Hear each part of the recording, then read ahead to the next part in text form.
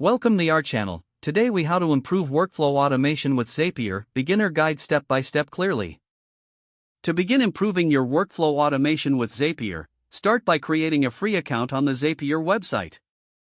Once you're logged in, familiarize yourself with the dashboard's layout. Navigate to the Zaps section on the left menu.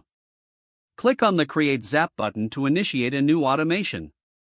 Next, select a trigger app from This trigger app will start your workflow when a specific event occurs.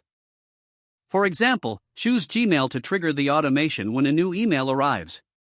After selecting your app, you'll need to choose a specific trigger event from the options available. Follow the prompts to connect your trigger app to Zapier, allowing it to access required information. Once connected, test the trigger to ensure everything is set up correctly. Now, it's time to select an action app to define what happens next.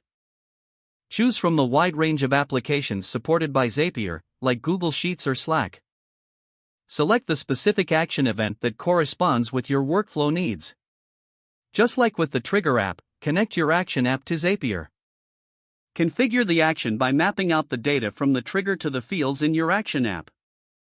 Test your action to confirm that the data flows correctly. After testing, review your entire Zap setup to ensure it meets your requirements. Once you're satisfied, give your Zap a descriptive name to help you remember its purpose. Finally, turn on your Zap to start automating your workflow. You can always revisit and modify your Zaps as your needs change over time. Explore the Zapier library for pre-made workflows to get inspiration. By using Zapier, you'll enhance your productivity through seamless automation. If the page does not load, refresh the browser or try again in a private or incognito window.